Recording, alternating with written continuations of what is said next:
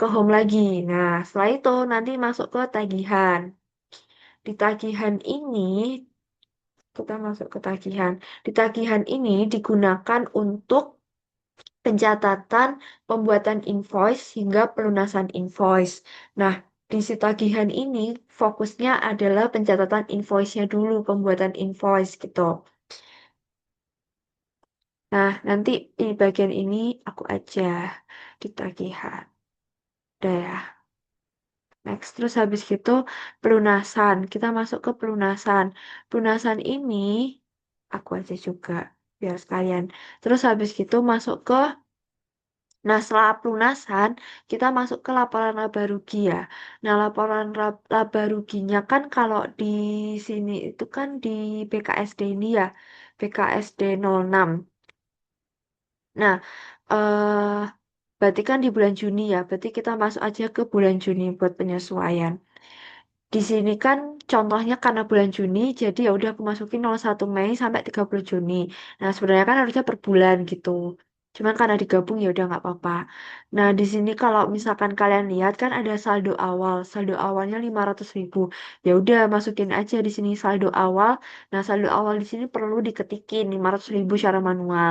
Kalau misalkan ada saldo tambahan, ya udah tambahin di sini. Kalau misalkan nggak ada, nggak usah.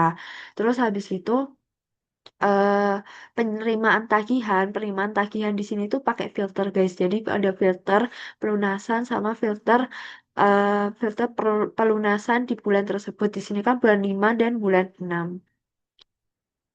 Sabar.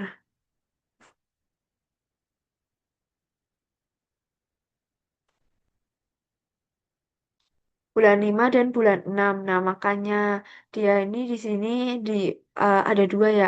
Dan ini udah otomatis gitu loh pakai filter. Jadi gak usah diketikin lagi. Terus habis itu penerimaan pinjaman modal. Penerimaan pinjaman modal perlu diketikin nih.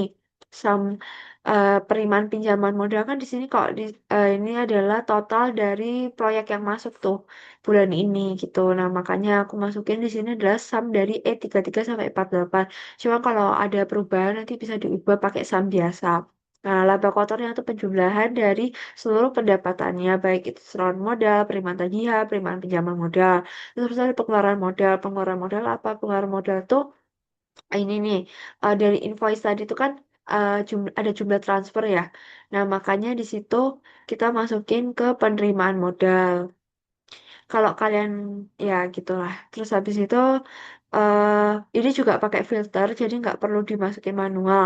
Pembiayaan pekerjaan itu adalah pekerjaan-pekerjaan atau proyek tadi yang kita catat di BIOP itu sebagai proyek, maka masuk ke sini sesuai bulannya masing-masing. Dan ini juga udah pakai filter, jadi nggak perlu dicatat manual. Terus habis itu bayar upah ini manual gitu. Nanti kalian jelasin mana yang manual, mana yang enggak.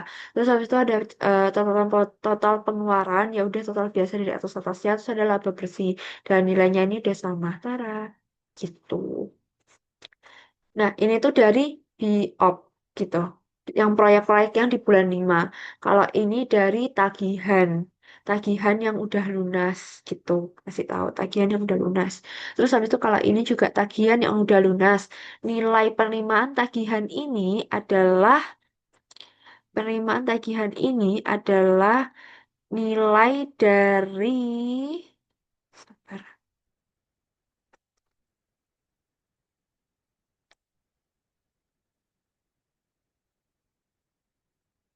Nih, nilai dari jumlah penerimaan.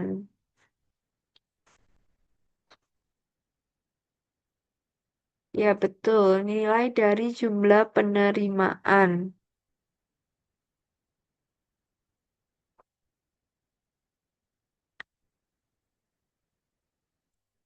Dan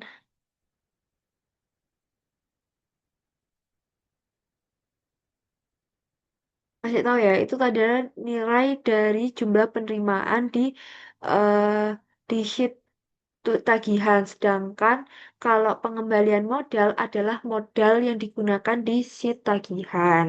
Oke, aman. Lanjut ke selanjutnya.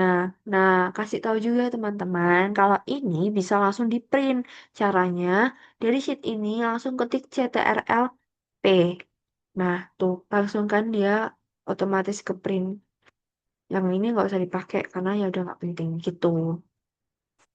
Nah, kalau udah kita ke home lagi. Setelah di home ini, setelah di home ini, kita ke laporan arus kas di bulan Juni.